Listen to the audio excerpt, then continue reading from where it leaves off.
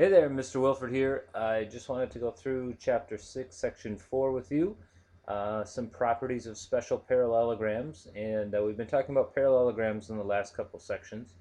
And in this section here, we're talking a little bit more about some of the more common, I guess, parallelograms that we're used to, uh, rectangles, squares, and even a rhombus. And so we're going to talk about some properties of these sorts of parallelograms. Um, as you can see here, a rectangle. Most everybody's familiar with a rectangle. It's a quadrilateral, so meaning we have four sides, and we have four right angles. We're not necessarily talking about equal, all four sides. That would be a square being equal. Um, so let's talk a little bit about a rectangle here, some properties of a rectangle with a couple of theorems. 641 says if a quadrilateral is a rectangle, then it is a parallelogram. So a rectangle is a parallelogram.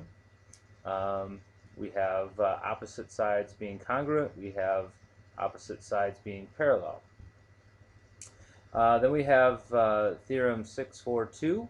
If a parallelogram is a rectangle, then its diagonals are congruent. So now we're talking about a parallelogram.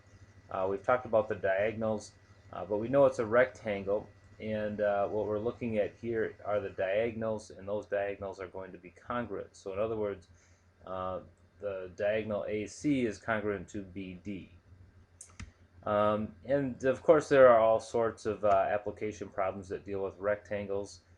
Here's one where we're trying to find segment JG. And so, of course, we're looking at this midpoint here of the diagonals J. And we know a couple of things here, that FG is 24 inches and FH is 34 inches.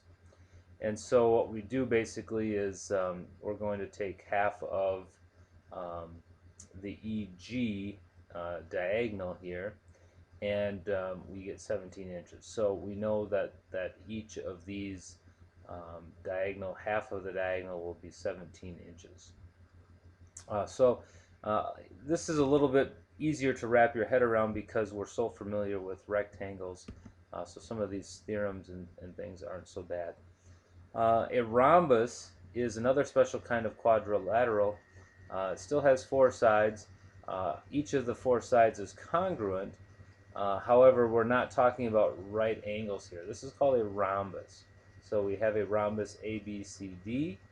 A few theorems here to go with that. 643, if a quadrilateral is a rhombus, then it is a parallelogram. Again, we've talked about parallelograms. Opposite sides are congruent. Opposite sides are parallel. So if we have a rhombus, it is also a parallelogram. If a parallelogram is a rhombus, then its diagonals are perpendicular. So now we're looking at these diagonals, and we're saying that the diagonals are going to hit at 90 degrees perpendicular. 645, if a parallelogram is a rhombus, then each diagonal bisects a pair of opposite angles. So now we're actually looking at the angles of the rhombus. Remember, these angles are congruent. The opposite angles are congruent, and the diagonals this time are going to cut that angle in half. Again, we can take a look at, this is just a proof here of 645. We can take a look at an example here. Again, this is kind of algebraic because of solving for x. So you can take a look at this example as well and see how that works.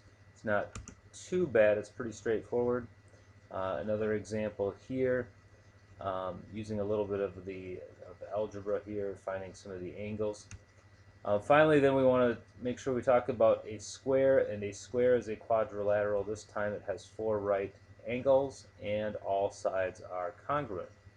And again, this is something that's pretty familiar, and a nice example here.